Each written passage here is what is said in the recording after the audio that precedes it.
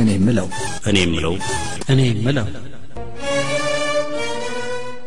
ለኤፍኤም አዲስ 97.1 ሬዲዮ ጣቢያ ለውድ መዝናኛ የኔ ምለው ዝግጅት አቅራቢዎች ባለፈው ሳምንት እኛ ኢትዮጵያውያን ራሳችንን በደንብ ማየት አለብን ብዙ ችግሮች ታቀፈናል እንደዚህ ጋር የየራሳችንን ሂሳብና ወራርድ ሲሉ አቶ አዲሱ ስንቄ የተባሉ ሰው የላኩላችሁን ጽሑፍ አደመጥኩ እውነት ነው ምላችሁ ኮራው ወደ ራስ መመልከትን የሚያክል ከባድ ፈተና በብቃት ተወጥተውታል ከገባን ችግራችንን ነግረውናል ጉድፋችንን አሳይተውናል ስለ ኢትዮጵያውያን አጉል ባህሪ ከሀገር ልጅ መስማት ያስደስታል ከዛ አልፎ ባህር ሲነግረን የውጭ ሰው ሲመዝነን ያማል ያናደም ይችላል እኔ ግን ቢያመንም ባያስደስተንም የውጭ ሰዎች እኛን እንዴት እንደሚያስቡን እንዴት አብጠርጥረው እንደሚያውቁን ትረዱልኝ ዘንድ አንድ ዩጋንዳዊ ጋዜጠኛ ከጥቂት ዓመታት በፊት ስለኛ የጻፈውን ሂስ ተርጉሜ አሳጥሬ ዋናውን ልኬላችኋለሁ ብዙ ሊያወያይ ሊያነጋግር የሚችል ለብልህ ምክር የሆኑ ሐሳቦችን ይዟል እኔ ደጋግሜ አንብቤ ወድጄዋለሁ የዩጋንዳዊ ጋዜጠኛ ቲሞቲ ካሊግሪያ ይባላል ኢትዮጵያን 2-3 ጎብኝቷል ከህዝቡ ጋር ተቀላቅሏል አውርቷል በልቷል ጠጥቷል እንዲህ አድርጎ ስለኛ የሚሰማውን ያየውን የታዘበውን ጽፏል ኢትዮጵያ ለምን ወደ ኋላ ቀረች Why Ethiopia stayed behind የሚል አርዕስት ሰጥቶ በካምፓላ በሚገኙ ጋዜጦች ላይ በተከታታይ አውጥቷል የጽሑፍ በአማርኛ ተተርጉሞ ለመጀመሪያ ጊዜ በአዲስ አድማስ ጋዜጣ መውጣቱን አስታውሳለሁ ጋዜጣው ለቲሞቲ ጽሑፍ የሰጠው ርዕስ መናደድ ካልፈለጋችሁ ይህን ጽሑፍ አታንቡ የሚል ነው ህዝባችን ወቀሳ ትችት አይወድምና ሰው እንዳይናደድ የተፈጠረ ዘዴ ይመስለኛል እኔ ግን የአፍሪካ ጋዜጠኛ የጻፈው በአብዛኛው ሀቅ እውነት በመሆኑ በዛ ጊዜ ድሉ ገጥሟቸው ጽሑፉ ላላነበቡ ያነበቡትን በድጋሚ ቢሰሙት ለውይይት ይረዳል በሚል ባድራሻችሁ ልኬላችኋለሁ የዩጋንዳው ጋዜጠኛ ስለኛ ከማውራቱ በፊት ከአየር ጸባያችን የጀመረው በክረምት ወቅት ነው መሰለኝ የመጣው እንዲህ ይላል በህይወቴ ገጥሞኝ የማያውቀውን ስቃይ ያየሁት ኢትዮጵያ ውስጥ ነው ከባድ ብርድ አለ ቀዝቃዛ አንሶላ ቀዝቃዛ ብርድ ልብስ ቀዝቃዛ ወለል ዝናብ ሀገሪቱን የ13 ወር ፀሐይ ሲል የሰየማት ማን ነው እንዲህ ያለው ሰው መታሰርና ወኔ መውረድ ይገባዋል እኔ የ13 ደቂቃ ፀሐይን 13 ሰዓት ዝናብ ሲያጀውን የተመለከትኩት ይላል ቲሞቲ ኢትዮጵያን ከሀገሩ ዩጋንዳ ጋር ያነጻጽርና ኢትዮጵያውያን ብዙ ይቀራቸዋል በማለት ይናገራል በተለይ ግልጽና ነጻነት የሚሰማቸው አይደሉም ቁጥብና ተጠራጣሪ ናቸው በማለት ያክላል በዩጋንዳ ማንንም በየትኛውም ጉዳይ ላይ በፈለገው ቦታና ጊዜ ያሻውን የመቀባጠር የመናገር በነጻነት የማውራት የዳበረ የማህበረሰብ ልምድ አለ በአዲስ አበባ ይህ አይታይም ሰው በተመረጠ ርዕስ ከሚያውቀው ወዳጁ ጋር ብቻ ነው የሚያወራው ብዙዎቹ በነጻነት የማያወሩት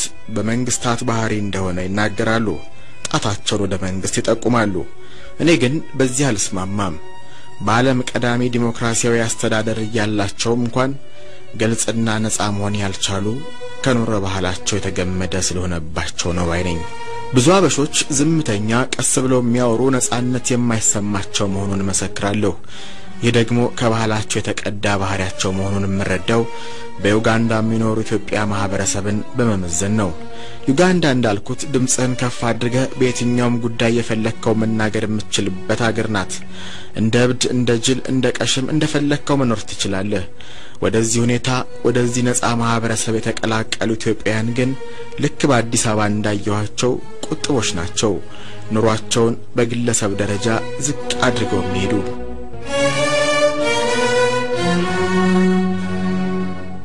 በአዲስ አበባ በደብረ ዘይትና ናዝሬት ከተሞች አካባቢ በታክሲ ሲንቀሳቀስ አብዛኛው ሰው ጸጥ ብሎ ነው የሚጓዘው ብዙ ሚኒባሶች ውስጥ ጸጥታ ይበዛል ጭንቀትና የሐዘን ፊት ይበረክታል ሰው ከማያውቀው ሰው ጋር በፍጹም አይነጋገርም በከተማው ሳቅ ብርቅ ነው ጮክ ብሎ መሳቅ የሚያስቆጣቸው ሰዎች አሉ ሰው አልፎ አልፎ ነው የሚስቀው ሐሳቡን በግልጽ የሚያራምድም ጥቂት ነው ወደ ዩጋንዳ እየመጡ የተለያየ ኮርስ የሚወስዱ ጋዜጠኞች እንዳሉ አቃለሁ አንዳቸውም እንኳን በካምፓላ በሚገኙ ጋዜጦች ላይ ሐሳባቸውን ሲሰጡ አይስተዋሉም በጣም ድብቆች ናቸው በዩጋንዳ የሚኖሩ መኖራቸው እንኳን የማይታወቅ አበሾች ብዙ ናቸው በራሳቸው የግል ዓለም ከሀገራቸው ልጆች ጋር ብቻ ያወራሉ ከሌላ ሰው ጋር መደባለቅ አይችሉበትም በኢትዮጵያ ያለው የተለያዩ የሚዲያ ተቋማትን ጎብኝቻለሁ። በጣም ነው የተገረምኩት። ቢሮዎቻቸው የተረጋጉ፣ ጸጥታ፣ እርጋታ፣ ቁጥብነት የተሞላባቸው ናቸው። እንደኛ ሀገር የዜና ሰዎች ሳቅ፣ ተረብ፣ ክርክር፣ የጦፈ ውይይት፣ ሞቀታና የሚጮህ ቢሮ ኢትዮጵያ ውስጥ ፈልጋቸው አታገኙም። ታላላቅ ቢሮና ቢዝነስ ያላቸው ሰዎችም አግኝቻለሁ። ብዙዎቹ አይናፋርና የተረጋጉ ናቸው። ሰራተኞቻቸው ከኮምፒውተሮቻቸው ላይ አፍጠው በጸጥታ ነው የሚሰሩት። ማናገር ሲፈልጉ በቀስታ ፈገግ ይሉና ሰላምታ ያቀርባሉ። ከዛ ወደ ኮምፒውተራቸው በቃ። ነጻነት፣ የተፍታታ ሁኔታ፣ ግልጽነት፣ ተጫዋችነትና ከማንም ጋር ቶሎ መግባባት በዩጋንዳውያንና ኢትዮጵያውያን መካከል ያለው ዋነኛው ልዩነት ነው። ዩጋንዳውያን የሚያስገርም ነጻነት አለን። ከውጭ ሰዎች ጋር ያለን ወዳጅነት የእውነት ነው። ወደ ዩጋንዳ በየጊዜው የማይመጣ የውጭ ሰው የለም። ብዙ ኢትዮጵያውያን ይህን የበዛ ግልጽነታችንን እንደ ብደት ሲቆጥሩት አስተውያለሁ።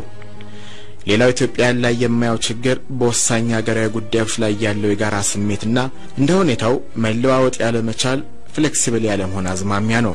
ብዙ ኢትዮጵያውያን አብዛኛውን ነገር የምር አድርገው ነው የሚወስዱት። እንደ ቀልድ የሚያዩት ነገር ትንሽ ነው። ለብዙዎች ወሳኝ የሚባለው ለነሱ ቀላል ይሆንና በብዙ መስፈርት ቀላል የሆነው ደግሞ ከምር ሲወስዱት ይታያል። የቆሸሹ አዲስ አበባ ጎዳናዎችን እንዲያጸዳ ለአንድ ጎረምሳ ብትነግረው የሰደብከው ያክል ነው የሚቆጥርብህ። የሆነ አይነት ግጭት ወይም የዘመቻ ጥሪ ቢደረግ ደሙን ለመክፈል ሲሽቀዳደም ታገኘዋለህ። በዩጋንዳ አስቂኝ የሆነና ንቀህ የምትተወው ጉዳይ በኢትዮጵያ ከሮና ከብዶ ሲያስቆጣ ታገኘዋለህ። አንድ ዩጋንዳዊን አስቁመህ አገራችሁ ካለም አገሮች በጣም ኋላ ቀረናት፣ ተራናት ብትለው ሊያውያየህ ሊያናገርህ ይችላል እንጂ እርግጠኛ ሁን አይቆጣህም፣ አይጣልህም። ኢትዮጵያውያን ግን ይህን ማድረግ አይችሉም። በአዲስ አበባ ያለው አንድ በአውሮፓ የሚኖር ሩዋንዳዊ ዩጋንዳን አብጠለጠላት። የካምፓላ ሆቴሎች፣ ባሮች፣ መሸት ቤቶችና ብዙ ነገሮቹ አስቀያሚ መሆናቸውን የሚገልጽ ጽሑፍ ጋዜጣ ላይ አወጣ። በአዲስ አበባ የሚኖሩ ወዳጆቼ ትልቅ ጉዳይ ያደረጉት የየምሽት ቤቱ ወሬ። ለኛ ለዩጋንዳውያን ግን የትልቅ ጉዳይ አይደለም። የተለየ ሐሳብ ማንሳት የተለመደ ነውና። የሆድ መዝናኛን የሚለው ፕሮግራም አዘጋጆችና አድማጮች፣ ቲሞቲ ስለ ኢትዮጵያ የሚያወራው ይህም ብቻ አይደለም፣ ሌሎች ጉድፎቻችንንም ይነካካል። ኢትዮጵያውያን ሚዛኑን የጠበቀ ድጋፍና ተቃውሞ፣ ምክንያታዊ መሆንና ስሜትን የመቆጣጠር ችግሮች አሉባቸው በማለት ይቀጥላል። ከኢትዮጵያውያን ጋር ስለ ኢትዮጵያ የፈለከውን ነገር ማውራት አትችልም። ቁጣ ምናልባትም ኩርፊያ ነው የሚከተለ። አፍሪካን አልማናክ የሚል ድረገጽ አለኝ። ስሜታዊ ቃላትን የሚጠቀሙ፣ ስድብ ያለበት አገላለጽ የሚያዘወትሩ የድረገጹ ጎብኚዎች አብዛኛዎቹ ኢትዮጵያውያን ናቸው። you are the most stupid man in the world የሚል አስተያየት የሚደርሰኝ ከኢትዮጵያ ነው። ኢትዮጵያውያንን ተችተህ አስተያየት መስጠት እንደጀመርክ የባልንጀራ ድምጽ ሲቀያየር ወደ ቁጣ ሲለወጥ ትመለከታለህ። በአሜሪካና በአውሮፓ ረጅም ዓመት የኖሩ ኢትዮጵያውያን እንኳን እስካሁን የመቻቻል የሰከነ ውይይት የማድረግና የዲሞክራሲ መርህን አልለመዱም። እስካሁን ትችት፣ ስድብና መንግስትን ማሳለቅ ብቻ ነው ልምዳቸው። ኩርፊያ ያዘወትራሉ። በኢትዮጵያውያን ላይ የሚያው ሌላው ጸባይ ቀሪውን ዓለም በተለይም ነጮችን በጥርጣሬ የጎሪጥ የማየት ሁኔታ ነው። ነጮች የኛ ጠላቶች ናቸው፣ በኢትዮጵያ ላይ ድብቅ አጀንዳ አላቸው የሚል የተሳሳተ ሐሳብ ያላቸው ይመስለኛል። እንደ አውሮፓውያኑ አቆጣጠር በ2001 ደቡብ አፍሪካ እምነት ፌስ ኦፍ አፍሪካ የሞዴሊንግ ውድድር አካሂዳለች። አሸናፊዋ ሴኔጋላዊ ቆንጆ ነበረች። በካምፓላ የምትኖር ኢትዮጵያዊት በሁኔታው መናደዷን ነገረችኝ። ለፋይናል ከደረሱ የ24 የአፍሪካ ሀገር ተወካዮች መካከል ኢትዮጵያዊት የሌለችበት ሆን ብለው የደቡብ አፍሪካ ነጮች የሰሩት ነው አለችኝ። ለምሳሌ ለፋይናል ከደረሱት ውስጥ ኡጋንዳዊት የለችበትም። እኔ ግን ለምን ብዬ አልጠየቅኩም። ይህን የሰሩት ደቡብ አፍሪካ ያሉ ነጮች ናቸው ቢባል እንኳን ለመጨረሻ ዙር የደረሱት ሁሉም ጥቁር አፍሪካውያን ናቸው። ቆንጆ ኢትዮጵያውያን እያሉ እንዴት ሌሎች የአፍሪካ ልጃገረዶች ይመረጣሉ የሚለው ለራስ ማንነት ማድላትን ያመለክታል።